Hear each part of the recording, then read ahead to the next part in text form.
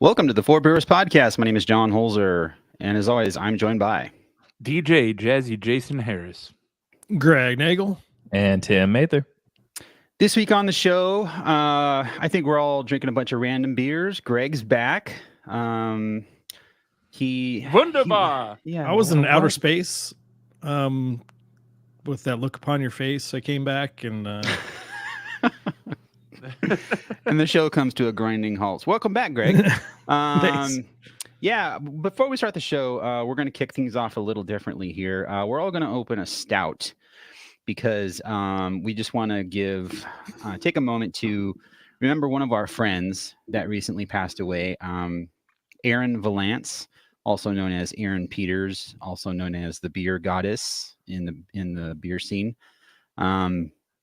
She died 2 weeks ago, maybe something like that. Yeah, something like that. She battled ovarian cancer for, I remember about when she told 5 me years, I think. Yeah, just a horrible battle, and just I guess over the last month or so, just the meds weren't working, and it's just fuck, dude. It's one of those things that she was a special friend of mine, and through the beer world, always was just had the best laugh, and just a cool, just the best people, you know what I mean? Like, she never had an attitude. She never like bitched about anything. She was just a good down home friend.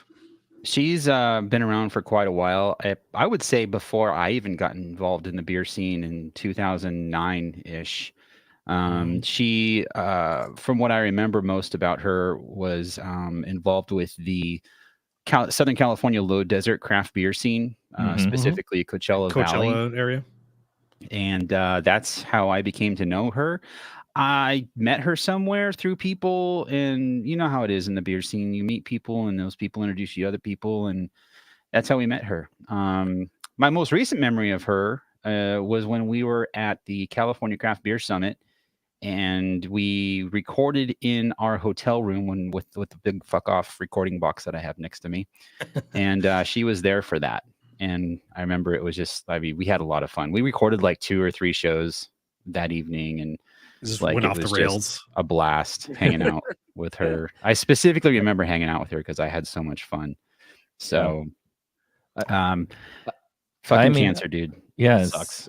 It is. I think I only met her maybe 1 or 2 times at beer events in like LA Beer Week in person, but we did work a lot together in terms of just interaction on helping get the Stout Day badge started on Untapped, because she was very passionate about stouts and kind of obviously getting the world to know about those. So we worked together quite a bit on just getting those into the system, and kind of every year just figuring out the best way to handle those. So those were most of my interactions, but like I was friends with her on Facebook, and I kind of watched over the years the like posts about the ups and the downs and the this is working and now it's not working. And I just like, what I remember most is just this personality, like you mentioned, Greg, just like this always sort of positive, happy, zest for life sort of personality. And it's just sad, especially with something like this cancer that really goes undetected. For a lot of people, there's not enough like research or knowledge about it in terms of the early stages, because it could just be as simple as like, oh, it feels like a stomach ache, but you never know. So it's a bit scary in that sense. Those internal cancers like ovarian cancer, pancreatic cancer, even colon cancer, those can go undetected for a long time because, like you said, Tim, you don't know. You know, it's not like you're in pain or anything. And a lot of times when you find it, it's too late. So I would think something like ovarian cancer is way more complicated than, I mean, maybe something like colon cancer. I know pancreatic cancer is one of those types of cancers that, you know, you can't live without your pancreas necessarily. And Well, it's hard to treat, unlike cancers maybe you have, I don't know, like lymph node cancer, like Mark Hoppus had, and something that's treatable. My mom has cancer. She had cancer on her tongue. It spread to her lymph nodes, and she's recovering from the tongue surgery and radiation on her lymph nodes. But they found she has another lump on one of her lymph nodes, similar to what Mark Hoppus had from Blink-182. So now she has to do chemo, and it's a whole thing that Harley. it sucks. So, yeah, if you can get tested for, you know, especially like getting whatever, I forgot what it's called, for colon cancer, stuff like that, you know, anything you can do, you know, become I'm of overdue. age, it's something you should definitely, you know, look out for. So, like we said, we're going to drink a stout in honor of Aaron. I decided to, even though I just recently had the Guinness non-alcoholic version on the show, I'm opening a Guinness Draft because specifically, I know it's like, oh, that's the stout you picked for the stout tribute to Aaron. No, dude, that's a good one. She went to Guinness, like they were involved with her on the whole stout day thing. Like she I think she went there multiple times. So she had a really good relationship with them, and I thought it was appropriate because when I think of Stout Day and Aaron, I think of Guinness. I literally do because they were involved with it.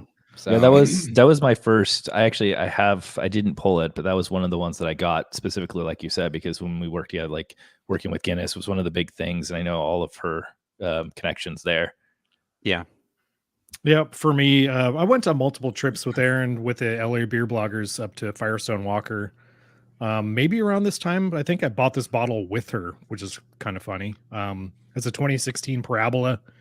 It's been sitting in my closet for many years, and you know those big bourbon barrel aged stouts are always good to drink out when you you lose somebody. It's one of those, like I would say Black Tuesday, the best time to drink it when somebody dies.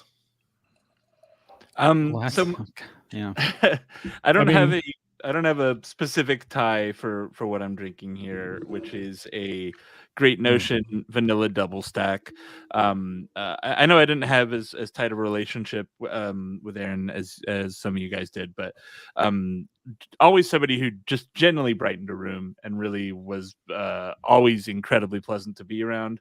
And maybe having a fun beer with a Sasquatch in a Hawaiian shirt kind of captures a little bit of that fun spirit. There you go. I think you're good. Yep. And I originally was thinking Guinness John, but I decided to go just something a little heavier, and I got the El Segundo Standard Crude. Yeah, it's the 2021 Imperial Bourbon Barrel Aged craziness. So cool. Yeah, she's up Guinness, there watching us probably right now. So let's all raise a glass and take a sip. Yeah. Cheers, Aaron. Cheers.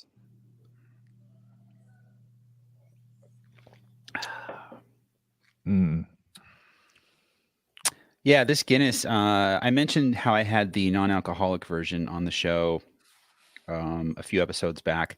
And I remember saying the caloric content of that one was 80 calories per 12 ounce. This is a 14.9 ounce can. So I guess you could round that up to 100 calories per can.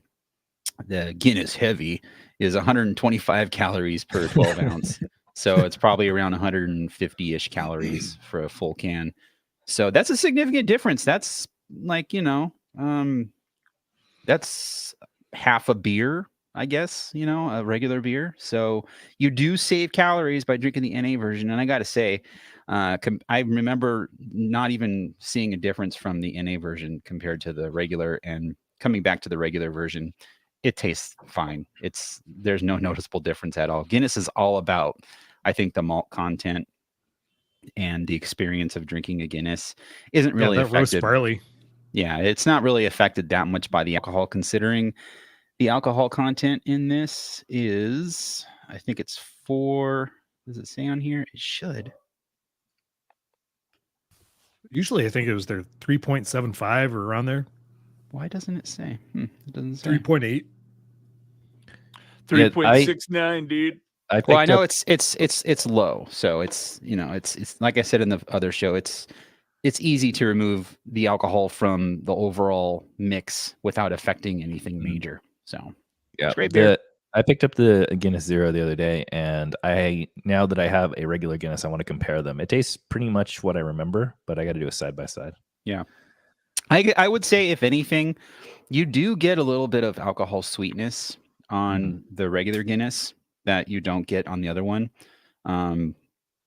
It's very minor. It does add, it's nice to have though. But if you gave them to me side by side and I had to drink them, I don't think I could see the difference between the two. That's cool. I might check that out. How's the Firestone shaping up? Well, I would say if you have 5 years is probably the maximum on any of the Firestone parabolas that I've had. And sadly, I forgot this was a 2016, and it's got a little oxidation hanging out in the background, but it's sort of still on the good side. It's very tobacco-y, very leather tobacco-y, which is not really what I associate with parabola. Like the bourbons, totally way in the background. The normal vanilla stuff that pops out of the barrels way in the background. This is all about just it's like a tobacco shop, dude. It's still good, still enjoyable, but not what it was. That's funny. So imagine, if you will, let's go on a journey. A really good stack of pancakes blended into a stout with alcohol burn, and that's this vanilla double stack. This really tastes like pancakes and coffee with like alcohol heat at the end because it's 11% alcohol. Oh my god, that sounds amazing though. It's really it's actually really good. I love Great Notion is just like all their stuff they do is so entertaining. Like they just say fuck the standards. This is a pastry stout done well. Like it's sweet, but it's not cloying. Like it still is somewhat beer flavored. It doesn't taste like I'm just drinking sugar. Yeah, when you were setting that up, Jason, I thought you were setting it up for a fall, which I would have been greatly surprised by because Great Notion is just they don't really make anything bad. No, this is fucking delicious. Like I kind of hate that it's really good. Because it's drinkable, right? Like you can drink that whole can and you'd be like, all right, I feel pretty good. I kind of like, I poured like half of it in here and I'm already like halfway through it. I'm just like, oh geez, this is gonna pump the brakes, yo. Well, pump the brakes. Sarah's out of town, so Jason's gonna pass out at 4 p.m. on the couch today. Somebody go poke him with a stick. Give him the stick. I have furniture to put together after this episode, so I'm glad I picked Guinness. I did pick up a Firestone 25, Firestone 25th anniversary, and that's I think 11 point something percent, and it's technically not a stout. Like we know that the Firestone anniversaries are blends. But it's it's usually heavy with parabola and stuff like that, but they call it an American strong ale. And I decided at the last second, like, no, I'm just going to open the Guinness. And I'm kind of glad I did because I feel like that, with those bigger beers, it's best to share those with people. So, yeah, bigger beers. It's not going to focus. This is 11.5. That's big. Yep. That's I mean, granted, I know it takes a little bit, like with stouts, especially. The flavors, they're not really set when you open a fresh cold can. So I'm waiting for this one to kind of open up and warm up a little bit. But yeah, you definitely want to drink a stout closer to, I would say in the high 50s, low 60s. I would say like this doesn't taste like pancakes, but it is super drinkable. Granted, given like the high alcohol volume, and it is bourbon barrel aged. So you have kind of that I always say like, like everyone just out there recognizes the idea when I say, hey, that flavor you get from bourbon barrels, but it's got that sweetness, and I'm trying to kind of differentiate if that's between the bourbon barrels or the fact that it is a high alcohol beer. But overall, like it's super drinkable. It's very smooth. I am not going to finish this can because that's danger. But we can pour some overall, out for our dead homies. Exactly. Overall, like this is really good. I've had standard crude regular before, and the bourbon barrel side on this one, I believe they aren't normally bourbon barreled. Anybody? I think you're right, because I remember buying that a year or two ago, and I don't remember it being the one, at least I bought, being barrel aged. So that's adding an extra element here that is really, really good. Plus, we talked about El Segundo and the kind of a semi-local story. So I love El Segundo. They're dope. Yeah. All right. Well, after this stout, I've got nothing but IPA. So it's a good clean break because it's a good memory, but to shift gears and move into happier vibes, we can switch over to IPA. There you go. And well, on my next beer, it's not so happy. This beer is called IPA for Peace, and this is made by Common Space. I think Jason has a Common Space beer on the show today as well. I do. Mine's a little bit less serious, but yeah. What's it called? Chubby Unicorn? Chubby Unicorn Sparkle.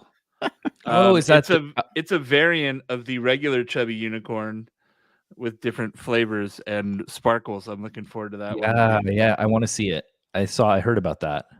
I've got though on deck. I'm doing my beers in just completely out of order, and that's fine by me. Mason Ale Works Nelson Nomicon. Okay, so I would buy Mason anyways, but I got on this one because the label. Ooh, I absolutely love. It looks as though it's bound in flesh. It's the Necronomicon. Inked in blood. It's a hazy double IPA with Nelson, Citra, and New Zealand Cascade. And it's got that hazy Hoo Garden look. Oh boy. Next to soup. It smells like tangerine, like just straight fruit coming out of the glass. What's the Necronomicon saying that he has to say? It's like Nectu, Varactam, It's Nictum. Katu, Ferrata. Are we not allowed to say it because something might happen or something? I don't know the lore behind it. No, the bit in Army of Darkness is he doesn't remember exactly what he's supposed to say. It's like Pratu, Ferrata, Niktu, something around that. And he's like, yeah, you just got to say the line. It's Klatu, Ferrata, Nectar. Necktie. And he's like, yep, necktie. Yep, nothing happened. Okay, I guess I got it. And then he didn't. He raised the Army of the Dead. I've never seen that movie, so.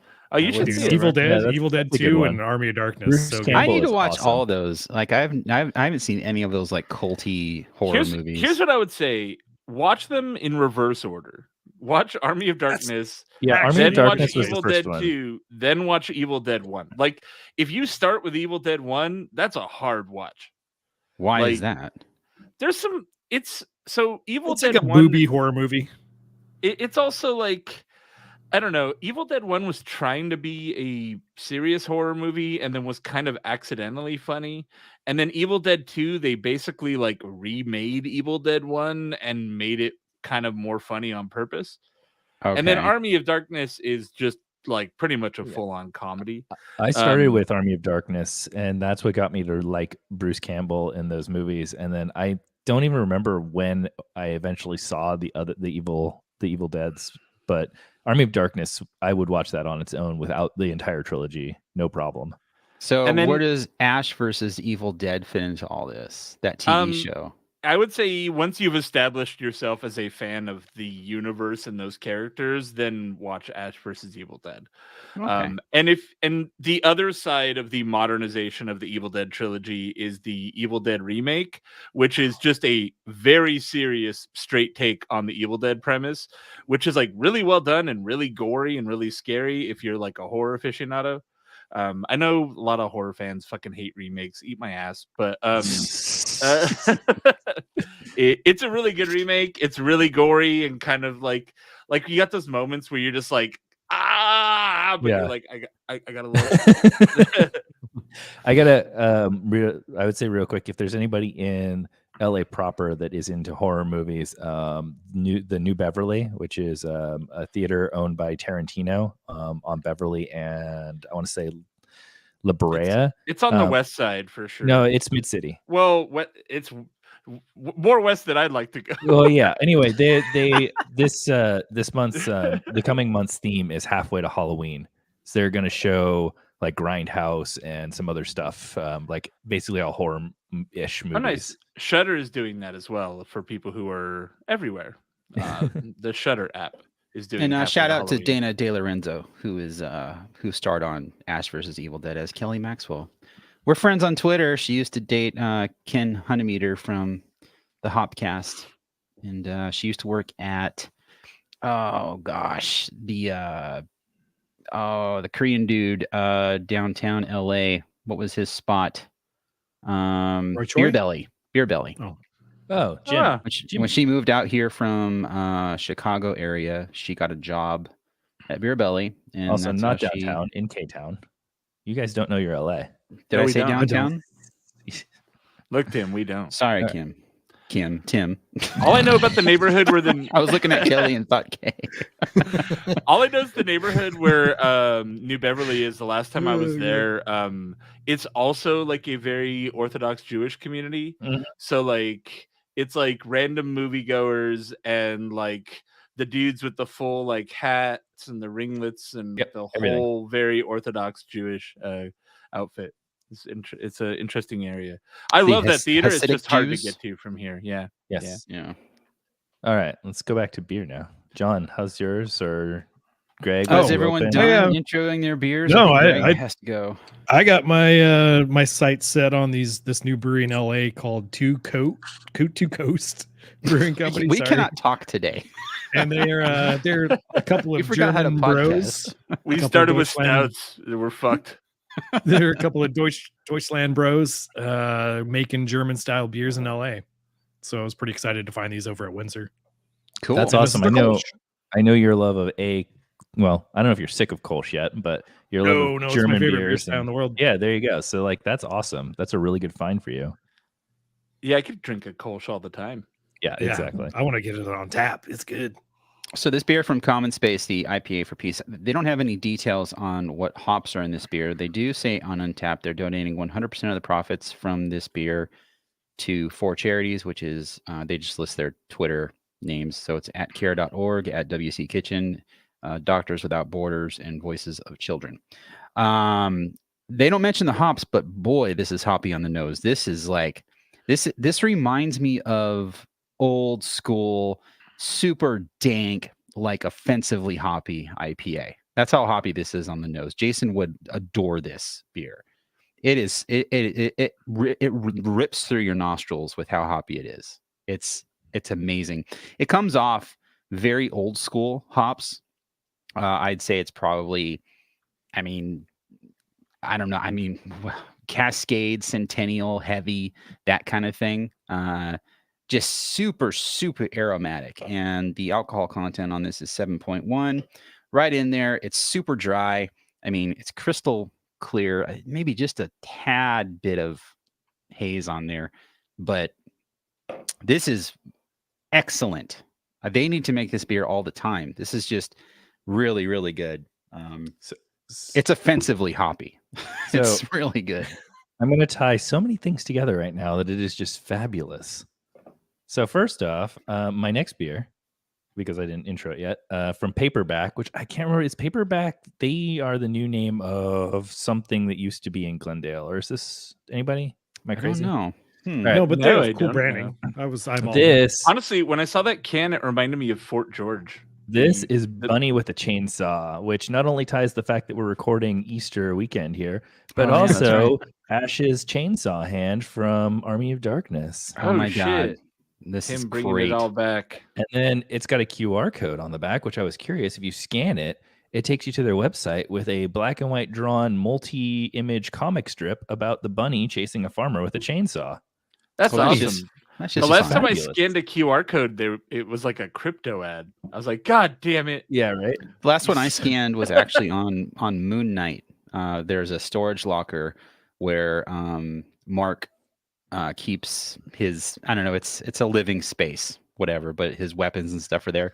And on the outside of the door at the lock, there's a QR code, and they have the camera in super sharp focus just for like 2 seconds because they know people are going to scan it, and it just takes you to the Moon Knight website or whatever. Jason, that QR code, the one, was it the Super Bowl one where they just like bounced around the screen? Yeah, it pissed me off. Yeah, that got so many fucking views just because of that.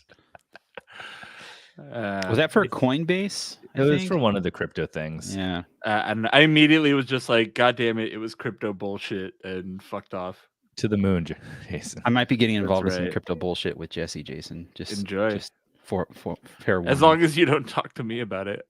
You can actually talk to me about it. I'm trying to learn about it. Crypto's like putting stuff in your butt. If you want to do it, that's fine. But maybe just don't talk about it in mixed company. You know, Jesse's he's starting a taco NFT, and they're going to be super cheap at Mint. So if anyone wants to get involved, hit me up. Christ. So yeah. Right. So let's pour some bunny. So this beer has so I've long had this thought that Nelson hops taste like oranges. And a lot of that was informed, I think, by the old Alpine Nelson beer, which was really one of my favorite Nelson beers. And I kind of haven't really gotten that flavor out of those hops in a while, but this is like the orangey Nelson that I remember. It smells like tangerine and it tastes like orange juice. It's super fucking good. Awesome. It's a hazy double IPA. I would expect the hop flavor to be way more muted and way more kind of schmeary, but it's really bright. It's got a really good character. This is also a collab with Mason and Ogopogo, who is in the San Gabriel Valley outside of LA. And super fucking good beer. Even for Mason, who I think hits a pretty high bar, this is above average for the stuff they put out.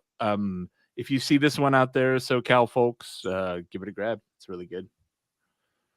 Cool, just for the damn Evil Dead reference, I'm in. That's right. And dude, two coast Kolsch. I wasn't expecting much. How does it stack up to the traditional? I poured it in my stangiest glass I have. It's a Bierstadt lager, one of those quick pour pills glasses. The glass looks like some great Gatsby shit.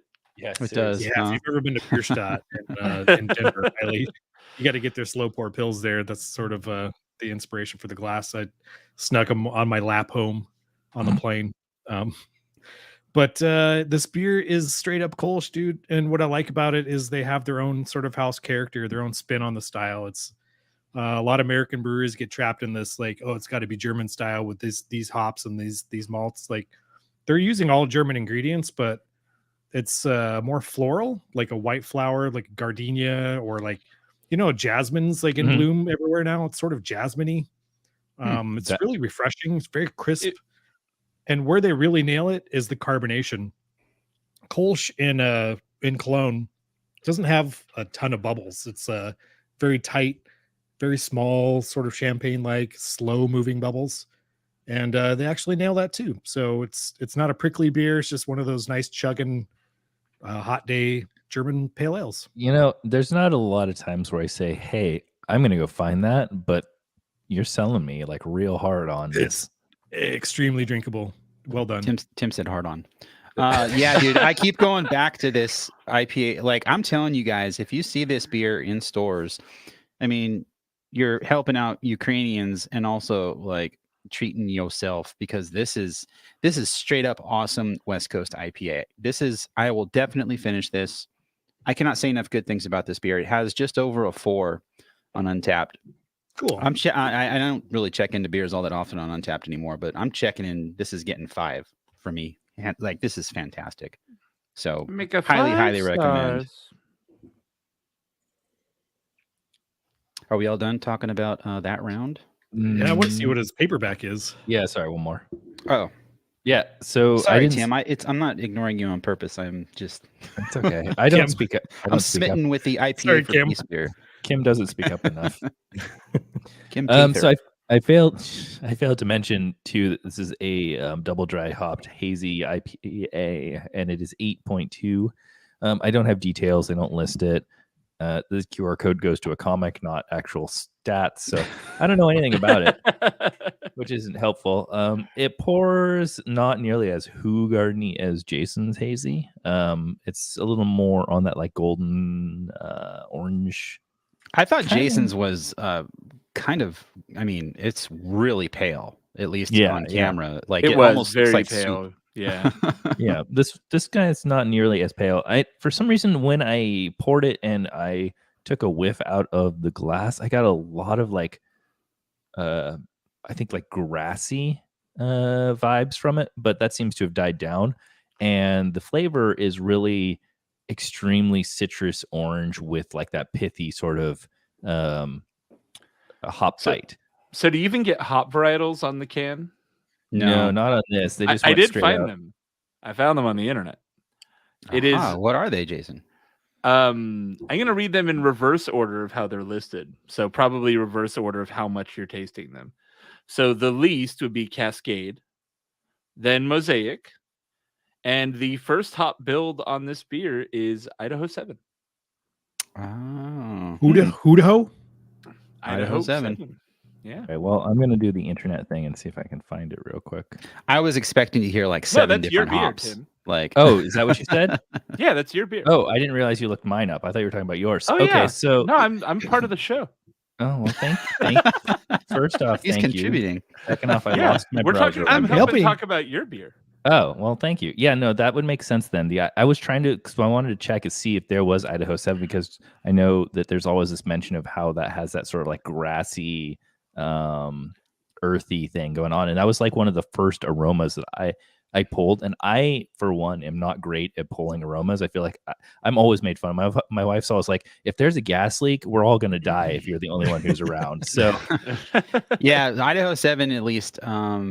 Idaho 7 from, I don't know, a year and a half, 2 years ago was, for me, stanky earth, like funky earth, like weirdness that, I mean, Dirt. I could get over it. And it's not like it was so offensive that I wouldn't drink it, but it was just like, there it is. And I think a lot of, at least the brewers that are getting that are using a lot of Idaho 7 are seems like they're getting the good Idaho 7, or the Idaho 7 that was going out for the most part has changed and doesn't really have that earthy funk anymore. Yeah, because I really don't pick it it up anymore from the quality craft breweries out there. Part of it too is probably just that the breweries are learning how to use it better, right? Like maybe not every hop is made to be a feature hop, right? You don't dry hop with Chinook, like, and I think Idaho 7 is finding its place in the hop bills for beers and becoming a lot more interesting. Yeah, and I would just tie it real quick by saying, like, even though I got that, it wasn't an off-putting. It was just like the first thing I grabbed. It was like I just finished mowing the lawn sort of vibe from it. But overall, this is leaving a little bit more bitter than most things that I've had in recent days, and it really comes across like if you just, I like to say, if you just took an orange wedge and just bit half of it off, like the whole thing, the innards and the rind, and that's kind of what you're getting, because you're getting that like that real citrus orangey sort of feel, but also the bitterness that you get from the skin. So it's pretty solid. I like it. I like the can more. It sounds like a good beer, aside from that funkiness on the nose. But yeah, I don't know, the can art thing and the QR code with like a little comic. They put a lot of thought into it, and I think that goes a long way for me. I mean, they're not just phoning in a beer; it's like a beer with a story, and it's fun, and that's always fun. You know? I like good branding. Well, speaking of good branding, I don't know what that means. My next beer, Jason recently had a cold IPA on the show, and I myself have a cold IPA, and this has to be probably the best one ever, because this is from Karl Strauss and Sierra Nevada Brewing Company. So I just bought a 4-pack of that, and it's in my fridge, but I haven't had it yet. So I'm really hoping that you affirm that I chose wisely. I think you did. This beer is called "What's Cooler Than Being Cool?" Ice cold. Yeah. All right. So just to recap what a cold IPA is, generally speaking, it's very nuanced. when comparing it to like an IPL, like an India Pale Lager. It's basically all the components of a lager. Well, no. Okay, the most important part is the yeast, from what I recall. Are they doing and the Cerevisier or Pastorianus? It's lager yeast, and they ferment it at warmer temperatures, so you get more esters and stuff like that. And then they add, I think, flaked wheat or flaked some kind of flaked barley thing to give it more body. And I think that's a good summary from what I remember from our last show. This one's got nice chunky bubbles on it, and it's fairly clear. Looks nice. It looks more orange on camera, but it's definitely more on the yellow side than it is orange. It looks very nice. And this comes in at, as far as the alcohol goes, 6.9. One of the big keys of cold IPA is adjuncts. Like they use adjuncts like an American lager to lighten the body of the beer. I mentioned some flaked stuff. Like, yeah, you're right. Like an American lager or Pliny the Elder, they use adjuncts to lighten the body of the beer. Ooh, yes, I love hefts. I got Greg, what's up next? Two Coast Hefeweizen, Bavarian style, and hef, which translates to yeast wheat. If you've ever wondered what a Hefeweizen means, I actually never did, but I'm really glad that you told me. There you go. And enjoying some yeast wheat. Hefeweizen was a gateway for me for sure early on, before I could do IPAs or anything of that sort. It was all the wheat beers, and I loved a good hef. That was my gateway. I think I drank the most Hefeweizen like in the 90s, sort of like, when you turn 21. Those were pretty readily available in all like the local brew pubs. Everybody had a hef with a lemon wedge. Exactly. It was either, and depending on the beer, it was either lemon or orange. My gateway was brown ale. So, Newcastle. Yep. Newcastle. Jason, what's up next? For me, my next beer is the Frogtown Brewery Stratosphere, and this looks like the DVD cover of the movie Armageddon. Yes, it does. Oh my god! I think this is Frogtown's first appearance on the show, so that's cool. They're an LA brewery, right? Yeah, yes, they are. They are in Los Angeles. So I won't say what part. Tim will fight me, but they're in Frogtown. It's Frogtown? Well, shit. Kermit lives there. It's they're on the frog side. It's basically where and nobody will get this. It's where the 5 and the 2 crossover. That's where the 5 and the 2. It's north-ish. Yeah. It's yeah. Well, it's not north-ish. It's like is that Glendale-ish? No, it's just well, south you of. Gotta take it's the just 5 to the 2 to the 135. Shut up, Stuart. What are you doing here? It's like just south of Atwater Village, east of Los Feliz, just broader. South of Glendale, just south of Glendale. I was right. Okay, cool. Okay, that's where Kermit the Frog lives. I will say too, if you're in that area, there's also a really good and it's a vegan bakery called Just What I Needed. KNEADED. Just What I Needed. That sounds like the name of a hamburger from Bob's Burgers. Anyway, they're fantastic too. So if you're in the area, that's anyway, amazing. Please talk about it. Is there anything to say? This is a West Coast IPA with Strata and Spectrum.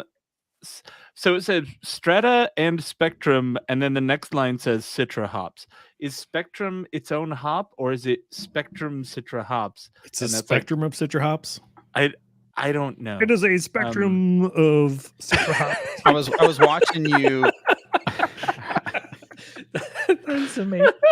That's such a good impression. Oh my god. Before I went to you, Jason, I was watching you on camera, and it looked like you were intensely searching for something on your computer. Was it for Spectrum hops? No, I was actually really getting sucked in reading about the process that the Wayfinder brewer used for cold IPAs. Oh, okay. There's a whole thing to it. Actually, it's pretty cool. It's a derail from what we're talking about with my beer, but there's a whole thing. They're saying he used the hopping technique from Italian Pilsners, where they do the dry hop spund or dry hop krausen, and they dry hop at the tail end of fermentation. And I was like in the zone reading that, and you're like, "What's your beer?" I'm like, "Ah, shit." Sorry. I like to, when I dry hop on land. Spectrum, Not in the water. Spectrum, the hop. Get it? I'm dry hopping. Oh, first show, fourth show. Honestly, Ben, I may have started with an 11% beer, but that was a perfect Kermit the Frog.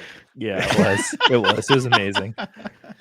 This beer, by the way, just a fucking badass West Coast IPA. Oh, good. Just really solid all the way through. It's a newer school West Coast, so it's not super bitter, but just a West Coast IPA. Hard to get a good one these days, and here's a good one from Frogtown. So check it out. I'm going apparently in reverse ABV order, highest to lowest here. And Greg, I know you just mentioned Kolsch is like your style for life, but I know we've talked many times about red ale. And I love red ale. Come on now. I saw this one from 818. This is Matador Red in Canoga Park. I saw this another first appearance on the show from 818. Yeah. That's awesome. Canoga? I immediately, when I saw it, I was going through things. I was like, I'm going to get this because Greg and I talk about red ale all the time. Say immediately. The thing is, there's red ales that are like sub 7%, and then the rest of them are like 10. Yeah, so this is a 5. There's no in between. This is a 5.8 with Emerald and Centennial. And then it says I know exactly how that's going to taste. It's got like a 7 styles of grain making up the malt bill. I'm getting real kind of grandpa vibes from you today, Greg. I don't know. Like, I know what it tastes like. Dude, Amarillo and Centennial or whatever in a red ale. Let me predict what it's going to taste. You're going to get the malt. Red that's what we all do, man. I Yeah, I read the label and I'm like, oh, I can predict exactly what that's going to taste like, and I want it in my mouth. This is fantastic. Just like your grandpa. If I bring the soundboard back, I got to isolate that clip where you say, "Yeah, I want it in my mouth." Yeah, so that's a perfect Jason drop. This is fantastic. I haven't had a red ale in a very long time, and this is just the right like malty sort of hoppy, coppery. Like it's just fantastic. I've been a fan of red ales, and there are only so many that I've actually had in my lifetime so far, and I always enjoy it because again, it's a style I don't see that often. And I know 818's been around for a while. I remember when they were first like doing their when they were first opening several years ago. It's been a while. I don't remember exactly when they were established, and they were doing like join our 818 club and help fund the brewery, et cetera, et cetera. And this is fantastic, and I'm definitely going to have to check them out. And once again, hey, look, a QR code. What? Nah, it's probably crypto. Takes you to the beer details. But you can buy an 818 NFT. Like, I made a comment, and this was like what are we at? 2 years two years into this pandemic issue, and I saw people suddenly start bringing QR codes back because we didn't want to touch menus anymore. And I was like, oh well, those are coming back now. They QR had this really big thing early on, and there were all these scanning apps and everything, and it just died out because nobody wanted to do it. And I just like how it's become so prevalent now. It's just made this huge company. It died out right when it came to Apple doing it natively in the camera app. Like that's when it was like on its tail end. I'm like, Apple, you're fucking late. And then COVID hit, and it was just like, I can just open the camera app and a link appears. It's magic. QR codes are fucking magic. I love it. Because it's integrated into the OSs of many phones now. It's better. Before you had like, I got to download a fucking scanning app and. Yep. Anyway, red ale, fantastic. Cheers, Greg. I had a couple episodes ago. I had the Chapman crafted like red IPA, Red Barchetta. And I was like, oh, this will be a perfect one to discuss with Greg, but that was a non-Greg show. sadly. Aw. Yeah, Dang that it. was actually episode 358 because I was looking for it. It's called it was called Red Barchetta from Chapman Crafted. Yeah, which is a Rush song, which Greg is old enough to maybe get that. I love Oh Rush's yeah, I song, remember yeah. that. We were talking Yeah. about Rush. Yeah, and Yeah, I was editing. I was while I was editing it, I laughed because I was like, I fucking hate Rush. And Jason was just like, oh, you're wrong or whatever you said.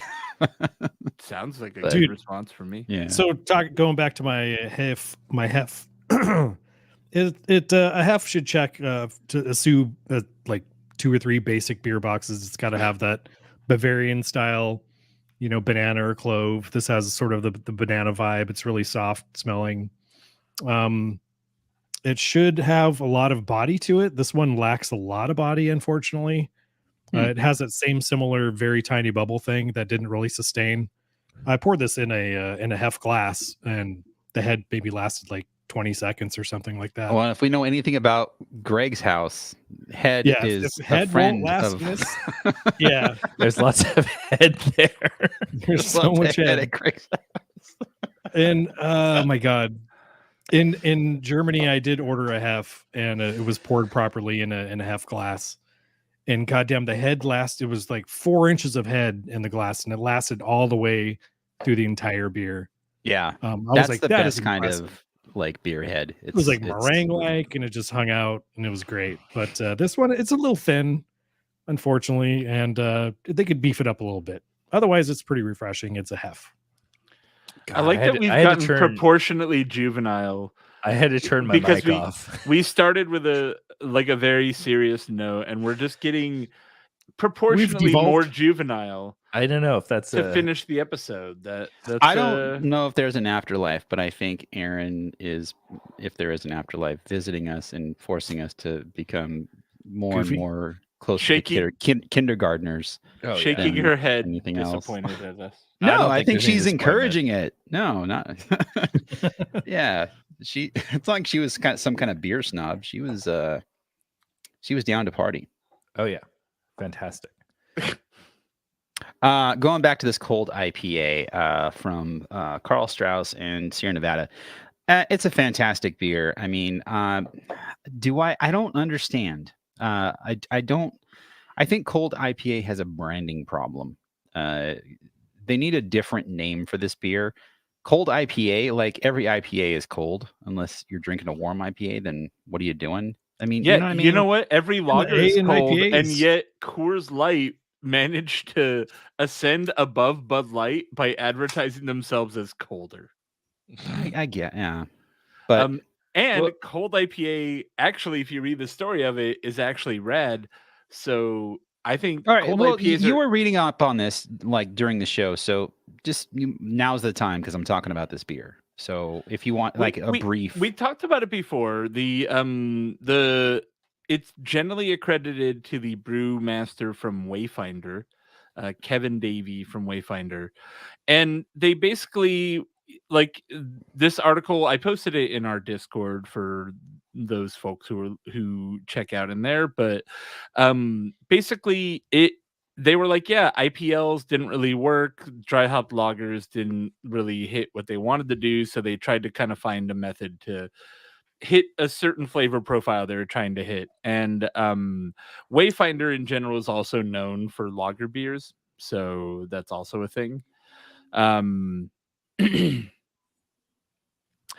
And so yeah, it's brewed with adjuncts. It is their house lager beer, but fermented warmer. Or it's their house lager strain fermented warmer. And then the technique they use, it says, lastly, I added the technique we use for Italian Pilsners, the dry hop spund or dry hop krausen. In this process, we dry hop at the tail end of fermentation when there is still plenty of activity, or when we add fresh fermenting beer to a finished tank with the dry hops. We achieve 3 things by doing this. We fully carbonate the beer, the yeast scrubs the oxygen, and biotransformation of the hops. That answered because they're krausening, so they're adding fresh wort to carbonate in like it's like bottle conditioning but in the tank. You know what I mean? And they're adding hops in right, there, which and is so usually when you krausen and carbonate the beer, you are shutting off the CO2 output, the blow off, because you want to carbonate the beer and keep the CO2 in solution. So when you add hops to that mix, you're kind of sealing in that hop aroma and flavor, I guess, at the same time. That's actually pretty smart. That's interesting. Yeah, and biotransformation will make certain hops do different things. So you're going to get different, more of a depth of flavors and aromas.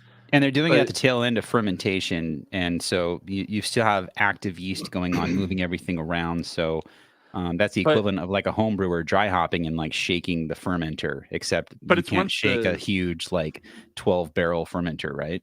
But it's once the vessel is sealed, which means you're not losing a lot of those aromatic compounds and everything. Yeah, right. And so the end line, which I feel is kind of the elevator pitch for the style, is what we ended is something decisively unique from IPL or dry hopped lager. It has a magnificent hop aroma, clean, assertive bitterness, and a bold, clean finish that makes the drinker crave another sip.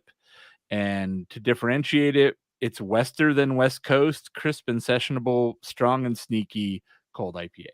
So cold IPA is basically a shorthand for Wester than West Coast IPA. Okay. I would give this beer that. It's very again, I while you were talking like previously, I was comparing the nose on this to the Common Space IPA for Peace Beer. They're almost very similar. The IPA for Peace Beer, it's strikingly hoppy on the nose. I don't know how they did it, but it's, like I said, it's almost offensively hoppy on the nose, where the cold IPA from Carl Strauss in Sierra Nevada, it's similar, but not quite as sharp. It's definitely more rounded edge kind of West Coast hoppiness on the nose. Super dry. Not much malt characteristic to speak of, which I think is what they're going for. You don't want to taste a lot of, biscuity or bready malts on this. You want it's almost like what Brute IPA was going for, to be like the ultimate West Coast IPA, but failed at. And so this is like the new attempt to be the ultimate West Coast IPA. And it really from does what I'm feel tasting, it does taste that way. It really does feel like a refined version of what the Brute IPA was attempting to do. Right. So I think the Brute IPA was a novel idea with using enzymes to make it super, super dry and crisp and then overcarbonating it. But I find it funny that you say that, because the thing that made Brute IPA what it was the thing that I didn't like about Saison, that like super over the top effervescent like craziness. Oh yeah, I could see that. Yeah, but they're trying to do like a champagne thing, right? Yeah, no, right. Very totally get it. Right. Yeah. And I do Brute. I do remember, like, I know I'm coming into this discussion a little late, but I do remember when like IPL was like the hot shit, and then it just died out like real fast. I don't know if it died out. It's just part of the mainstream now. It's a thing that exists, and I can't think of a mainstream one that is not anymore. They've all kind of faded away. Okay. Yeah, I guess. Yeah, that's I mean, true. I think it's lame that they're using lager yeast and calling it an ale. Like, I mean, just be honest with the style names. And I mean, yeah, it they're is an calling it a IPL cold through- IPA, so you're technically right, Greg. Yeah. Well, you've coined. I just think hybrid that's lame, but IPAs, whatever. Yeah, I mean, it's in India. It's not even. I don't know. Like, again, I think cold IPA has a beer. branding issue, and that's what it all comes down to. Call it. I feel like it deserves its own. I think cold IPA rules, and so You do? Keep it going. As far as the branding goes? Sure. As much as anything, like, dude, the people are gonna be like, well, like the people who are very traditionalist as far as categorization are just gonna be like, well, IPA, they're all called IPAs, but literally none of them are from India, so the name is actually a misnomer. Like, fuck off. Like, No, I'm not it's saying all that. about what it means to, but like, it's all in that same spectrum of just getting spurgy about the fucking Yeah, I know. like very just saying, specific like, meanings of shit. I bring up like hazy IPA, and I know hazy is a literal term for that beer because it's literally hazy. Where cold IPA, I'm just, and I'm a beer geek. I know beer. When I was immediately confused by the name, because it's like, why is it cold? Like, all IPA is cold. And I'm not trying to be a troll or like be all IPA is cold, like what you're saying, Jason. I'm just saying it's kind of I feel like it needs something else. I don't know what. The term defines a certain set of characteristics, and also calling your beer cold has historically proven very commercially successful. I see what you're saying. Yeah. Okay, going over to my Pilsner. Suppose somebody wanted to brew a Pilsner with ale yeast and they fermented it warm and they called it a warm Pilsner. Like, what's the difference? I see. The difference is cold is a term with positive connotations when it comes to beer, and warm is a term with negative connotations when it comes to beer. All I want to know, I mean, I'm fine with cold IPA because it's delicious, and when I see one on a menu, I know what it's going to sort of taste like. But yeah, they could do better. I just think cold IPA is it's cold filtered. It needs a better name. That's all. It's triple hops. Let's end it there with the cold. It's triple hops brewed. We agree to disagree. So, anyways, yeah, I just cracked my my last Two Coast brewing company. Probably not going to be my last. This is their Pilsner, just aptly named Pilsner. It's just a classic lager brewed with lager. Is that the yeast. beer you just referenced? For being a warm Pilsner? Exactly. Okay, I just poured it. So that's not a warm Pilsner, right? It's actually it's an actual Pilsner that's okay. lagered. I think Greg just invented a new beer. Like, we're gonna warm Pilsner. Take Pilsner yeast and ferment it at 90 degrees and see what happens. Warm Pilsner is basically just when you. Is that just basically urine? Yep, that's exactly. It could be, depending on the brewery. I'm gonna wrap up. Some Germany. Oh, on Jason's doing something. I'm trying to figure out where the sparkles are in this shit. Oh, I want to see that when you get Where's it going. my goddamn sparkles beer? While you figure that out, I'm gonna just wrap up my last one real quick because I'm going in descending order of ABVs. We're just gonna wrap up here with this Hofbrau 3.3 session lager. Nice. I saw this on the shelf. I was like, oh, 3.3. I know we've talked about like low ABV and session. Kinder beer. Once again, Greg inspiring me with his trip and everything. So I thought it would be interesting to check out and see how it is. Their website mentions that it's 89 calories, 6 carbs for 12 ounces. It uses Hercules, Magnum, Select, and Perle hops. More like turkey. Pearl. Yeah. Pearl? Pearly. Okay. You say pearly pearl. Yeah. It's super not super pale. It's not as pale as like a Hoegaarden. It's got a little bit of like straw, like the straw yellow. It's very crisp, super light, not a ton of flavor. It's kind of like it's got it's almost like a LaCroix sort of status where you get like a hint of flavor. It's not in the sense of like any sort of artificial, but it's definitely it's very light. It's refreshing. It's nice, but it also is just kind of like, oh, there's some beer with like a little slight lemon flavor. Yeah, a beer category I would like to see, I don't know, explored is that between like, non-alcoholic and like 3.5%. Well, you want if you want to explore that, it seems like Germany and like head up to like the Netherlands, and I don't know if Belgium really has it. Well, even like with table saison, that's usually exactly. 2.5%, something like that. It's something that is it's fermented, but it's alcohol isn't really like part of the equation as like we need to hit 2.5%. It's like, okay, it's around 2% and it just happens to have alcohol in it, but you're drinking it because it's like a refreshing nutritious drink, I guess you could say, rather than I'm gonna drink a beer and my beer is table saison. Like, you know what I mean? It just happens to have alcohol because that's what it is. I don't know. I just think it'd be cool to like explore what you could do in that category. It's not quite non-alcoholic, but it's not, above 4%. I don't know. It sounds interesting to me anyway. So, Jason, you've been showing something on the camera. I've honestly been trying to see it myself.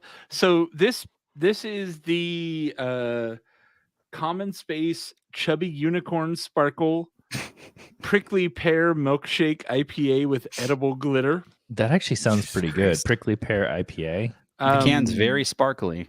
Yeah, it's very sparkly. It reminds me of those stickers you get out of the quarter machines. Yeah. So okay, you can see it. All right, you can see it. Look Yeah, at I that. see it. There's, That's awesome. I can see glitter. Yes. there's glitter in the actual beer itself. It's actually really hard to get on photos. I'm trying to get photographs of it. So It's a day of first on Four Brewers. It's our first glitter beer on the show. Yeah, Yeah, that was, you know that was what? like I'm hot like- shit. Like, what was it? Like 3 years ago, maybe? Even Ritual Brewing Company out of Redlands made a fucking glitter beer. Like, Yeah. which- Yeah. There's a lot of glitter in here. You're going to be It a poop is- weird tonight. So this says it is pink guava puree with Sabro and Lupomax Citra Sabro. hops, with raw pale, white wheat, malt, and flaked oats, barbarian ale yeast, and then adjuncts: raspberry, blood orange, and prickly pear purees, edible glitter, and lactose. Jesus it's Christ. got lactose in it, So, too. yeah, I can be shitting fucking unicorns tonight, baby. Dude, Sarah's it gonna is- come back and be like, "Did you go see some strippers?" It's Only never if gonna I leave it. shit It's- everywhere. If Yeah. it's like actual glitter, it will never not be in your poop ever again. Like, it's always going to be there, just a little bit. But it's And, edible. you can't get rid of it. It's actually kind of good. I expected it to be way more sweet and cloying, and it's actually not too terrible. It is still very much fruit. The IPA part of it doesn't really come through much at all, but it's not so overly sweet and cloying like a lot of these beers that I just feel like I'm going into a coma drinking it.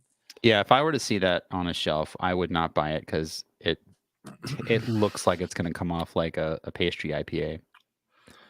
Yeah, it's not as bad as you think. I mean, if you look at it color-wise outside of glitter, it is kind of just like it's got a little bit of actual like color to it. Although looks that's like probably beer. from fruit purees and shit because the malt is pale white wheat and oats. So Oh man. the color's all from fruit. But Fruit. yeah, it's not super sweet actually. It actually has a little bit of a bite to it. It's not as bad as I thought it would be. If you like a milkshake IPA kind of thing, this is actually pretty good. The glitter isn't as dramatic as I thought it would be, to be honest with you. You have to really kind of play with the light to see it. Otherwise, like I could see somebody getting this and not even realizing it had glitter in it. So, I wonder what edible glitter actually is. Like, it has to Fuck, man. refract light in different colors. I don't know, some sort of microplastics probably. Yeah, I don't know if I want to eat that. I'm still skeptical. I don't know. Call me an Well, old man, but I'll let you guys know how it goes tomorrow.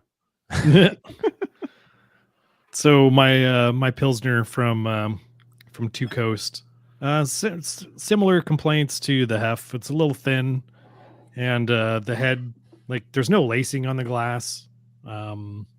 It seems like they're Again, using and extremely quality ingredients. if your head is failing at Greg's house, it's something's wrong. I mean, I'm kind of they got- joking, but It's yeah. big rocky bubbles on it that just sort of fade really fast. They could. I was trying to say that they use extremely quality ingredients, good malts, good hops, but they just need to figure out that the head retention. I'm not sure what the issue is, but it's tasty. It's crispy. Okay. Two Coast. Where's that from? It's in LA somewhere. On the can it says. So the can says LA, NYC, and HH. Two Coast Brewing LLC. Hunter Hearst. I don't know what HH is. Gardenia, between Gardenia and Compton. down Hawthorne by- Heights. No, that's Ohio. Probably. I can make it on my own. Don't start. Don't. I will good go job, through the Tim. whole fucking song with you. I am an emo kid at heart. It's near Eureka Brewing. I don't know. Anyway, Yeah, I don't know. They have Maybe great it's branding. I gotta Honolulu, say. Hawaii. Hopefully. Yeah, HH is a weird letter combination to leave ambiguous. Do they have a fucking website? They I do. think it's There it is. They Two don't really Roots say much Brewing on it. Co. Well, it's taking me to Athletic, but that might be an ad. I'm so yeah, confused. it is. Stupid Google targeted Google got ads. you again. How do I use this thing? Google's. It's taking me to this other place I don't know about. Hold on. This. Two Coast Brewing. Give me a I story. went to their FAQ and it's lorem ipsum text. Is it two coast or Yeah. two roots? Oh, I clicked on two roots. I'm making fun of myself now. Just 4 drunk brewers failing at Googling. Two Anybody? coast brewers. Yeah, there's How no do you actual find this helpful brewery? information here. Yeah. Yeah, the only thing I got from it was it's a couple of German dudes, and they're making German style beer using quality ingredients. Seems like they're new. What I learned from this is that me and Tim should go to emo night in LA. Oh, dude, I'm down. Yeah, their website says you can, if you order from their Square site, their pickups in Gardenia. So there you go. Oh, dude, don't even get me started on emo night. They're doing it at the Glass House. That's like kind of halfway for all of us. So we have tickets to see Third Eye Blind and Taking Back Sunday. And then I got tickets to see Andrew McMahon and Dashboard Confessional. Wow. I'm seeing Dashboard at the Vagrant show. So we were the supposed Vagrant to 20 show, yeah. we were supposed to see Dashboard like a year ago, but it got canceled because the whole COVID The world, sitch. yeah. Vagrant Records is doing There's still a label. I guess they're doing a show of the Vagrant tour from like 2002. Oh, and fuck. it's like Get Up Kids, Alkaline Trio, Dashboard, Thrice is playing. Oh, man. All in Irvine. Yeah, it should be fun. Is That's Thrice going to amazing. play their old stuff? Hopefully. I'm a huge Thrice fan, but that ended in like 2004, like when they got weird and like I don't know. My lean goes more into the like whiny emo and less into the Thrice like hardcore. I'm talking more like brand new Dashboard, Spill Canvas, the whiny I hate my life emo. Oh yeah. Anyway, back to the beer. Look, I may be old, but I still hate my life. I think we should probably wrap it up there. It's been an hour. I have one beer left, but You find. Same. Is there I'm somewhere so in there? glad. Is there somewhere in there you can actually cut it? oh yeah, So definitely. glad I didn't have to Yeah, drink this. I may be old, but I still hate my life. That's why I'm gonna cut it. I have this sunrise margarita from fucking Burley Oak, but I won't be sad if we skip it. Yeah. Burley Oak. All right, I'm stopping. Cool.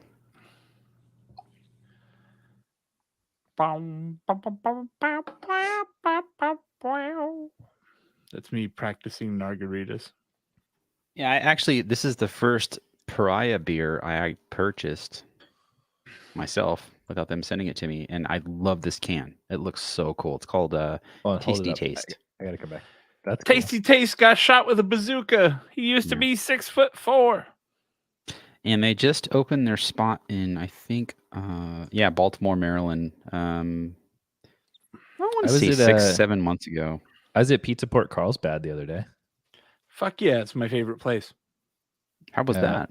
It's great. We went to the Carlsbad flower fields or whatever the hell it is. Dude, Oh, that's did where you you took all see your the hippie picture- pictures. Yep. And then Did you see the picture I posted where I was like at Pizza Port and I got 2 slices of pizza and it was a half a pepperoni pizza? No, It was 2 but slices of pizza for $5 and it was just That's like awesome. half a pepperoni pizza. Oh, Yep. pizza. That sounds We so good. we stopped in for pizza and I had the Han shot first, which was pretty good So HH is Hamburg. Oh, because okay. that's where they're from, right? I would assume so. By the way, Tim, the show that I'm Hanseatic talking City about, of Hamburg. it's ahead. Dashboard, Alkaline Trio, Thrice, Get Up Kids, The Anniversary, and Hot Rod Circuit. Oh God, Hot Rod Circuit. God, that's So awesome. I went to that show though, the Shut up, actual John. original show.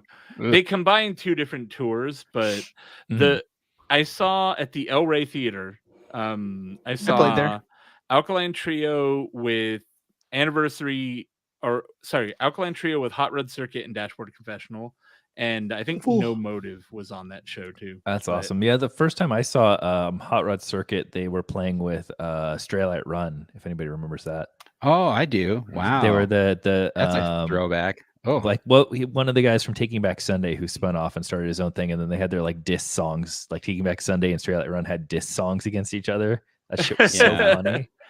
So will you tell all your friends that Straylight Run, they suck ass? I'm so excited for seeing Taking Back Sunday and Third Eye Blind. Oh my god! I just out of the two, I'd be more excited to see Third Eye Blind. Like, I keep hearing stories about how much of a tremendous douche the Third Eye Blind guy is. Like, just ignore it. Eve 6 talks about they made shirts because they printed shirts for the roadies that were like Eve 6 and Third Eye Blind, but Third Eye Blind wouldn't let them put their name on the shirts for the roadies. So it was like band whose name requested to be removed and Eve 6 tour shirts. Like, God. That's just how douchey they were. They literally they would post douchey. signs backstage that were like, learn these faces. These people don't need to wear a laminate to show that they're allowed back here. These are the members of Third Eye Blind, and you need to learn their faces because they won't wear a laminate. Like, just complete.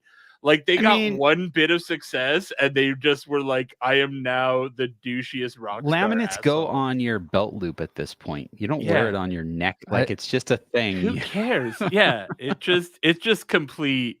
Like, you must not look Third Eye Blind in the face. If you look them in the eye, you will be ejected from the venue.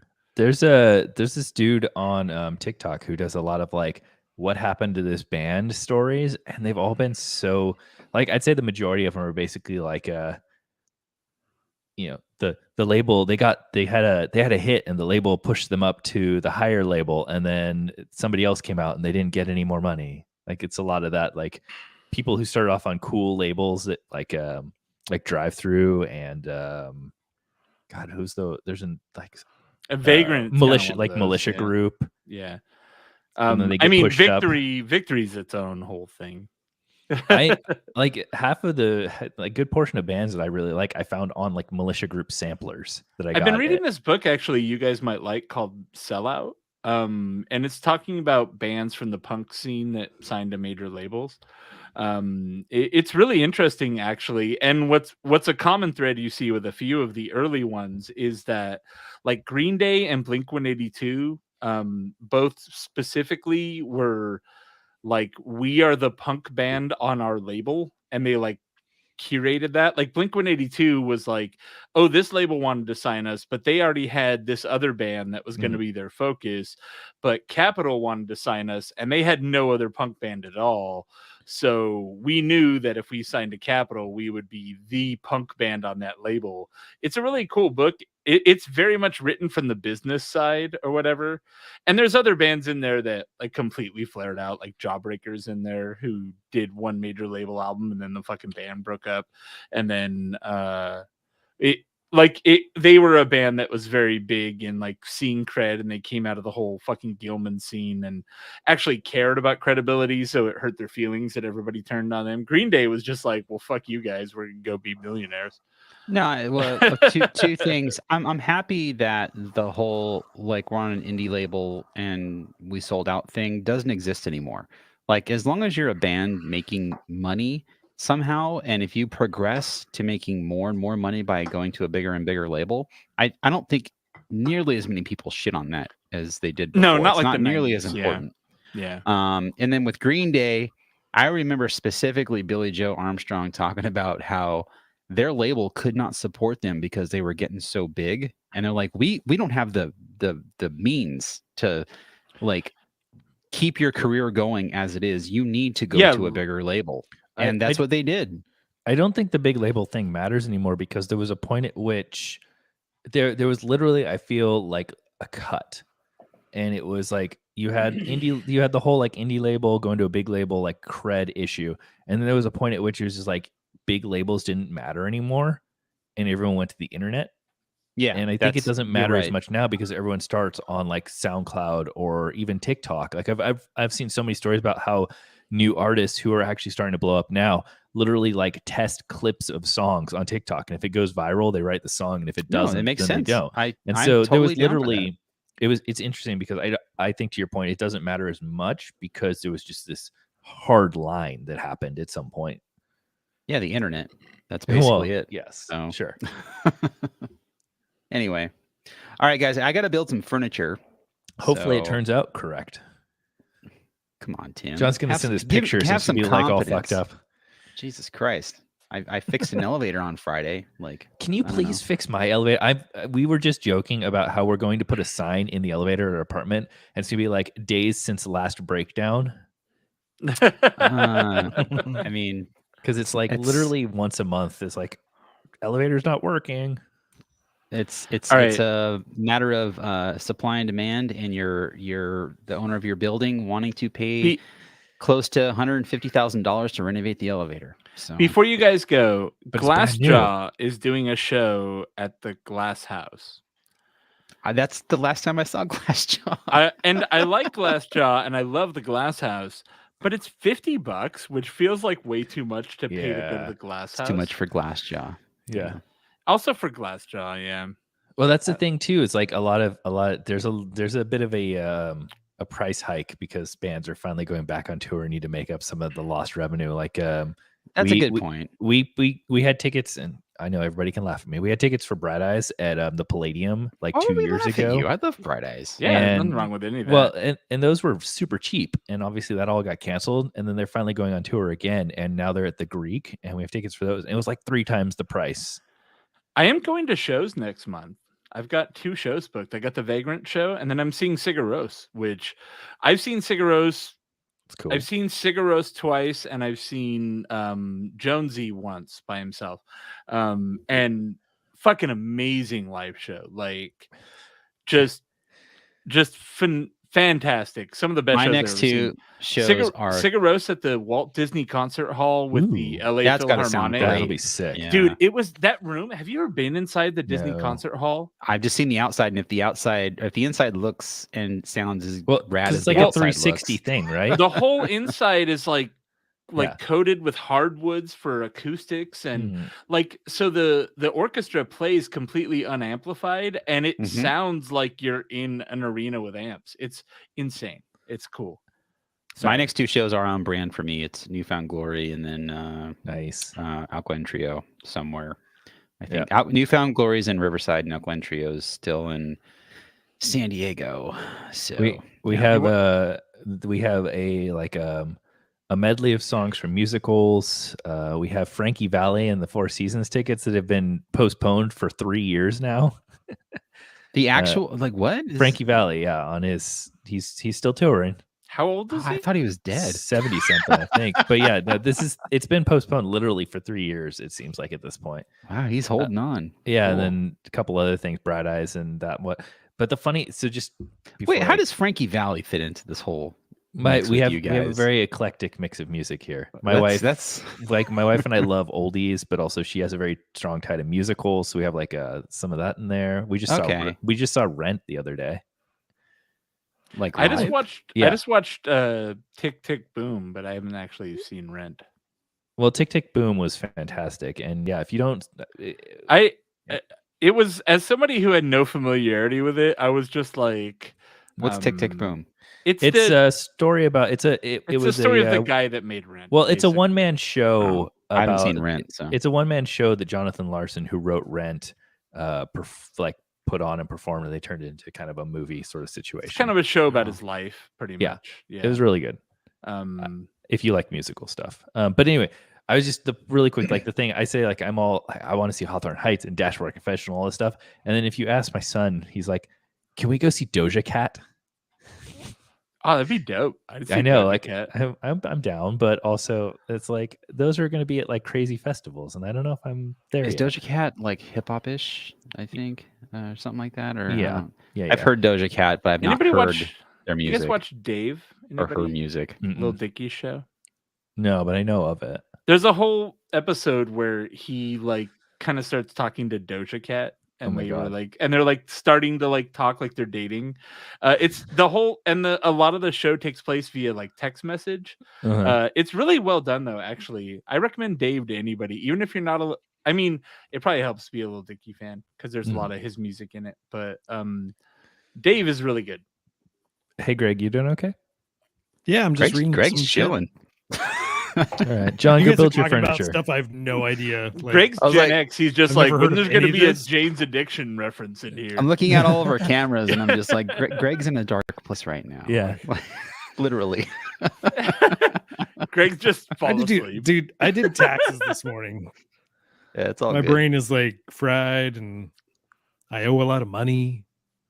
Now, Good I luck. mean, not to get into your finances, but like, obviously you can cover that, but like, what the fuck, dude? We plan That's on a it. lot of money. We owe that ever since Trump, dude. I don't know. We just got money back, but That's a lot of money. yeah, the last 3 damn. years we've owed over $7,000. I thought he was supposed to be protecting the wealthy. Fuck, I don't know, man. Not that wealthy. Greg's not Exactly. that wealthy. Yeah. I don't know. I've If I seen didn't how many write off all my followers he beer has. stuff, we'd owe like $15,000. That's ridiculous.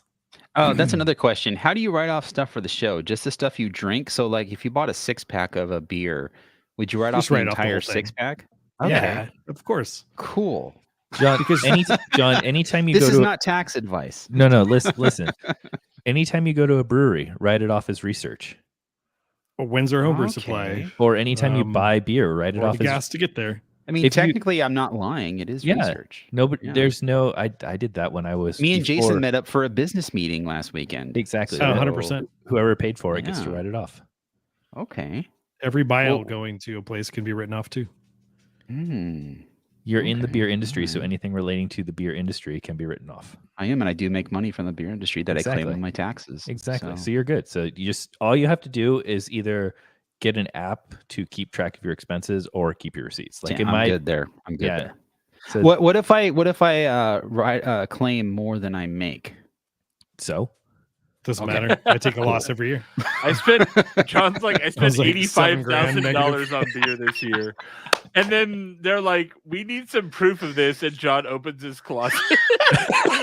I have all of the plastic can holders that I can No, show you. I just Oh, literally God. in your closet is $85,000 worth of beer. There you okay, go. I was refraining. We're not since this isn't going into the show. Greg, you Well, made it's a, still on YouTube, so There's just two know live that. people that are That's doing fine. Hold on. this, but, Hold on. yeah. Greg made a mention that Black Tuesday is the only beer you drink. Black Tuesday when people die, right?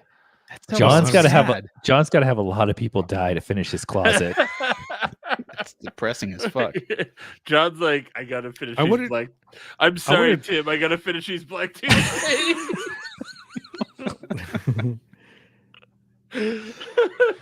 I wonder how those are holding up, like the 2010, 2011 Black Tuesdays. There's only one way to find out, Greg. Come on over. I mean, I have like three of each year. We're I all mean, gonna if sleep you on if you John's put a floor. blanket and a pillow on the couch, I'll come help you. Okay, come on down. All right, y'all. Thanks for watching, and I'm assuming. Let's see. Next weekend, I'm on call Saturday, so I'm open out of town, so I'm doing a car event on Saturday and Sunday in Nevada, so I'll be out of town all week. All right, so then we'll see everyone maybe the following weekend. We'll see. You guys can record without me, although I am the heart of the You show. are, But yeah, you are. I For have sure. plans Sunday too. You're definitely the color. I work Saturday sure. too. John, All right, so, thank you, John.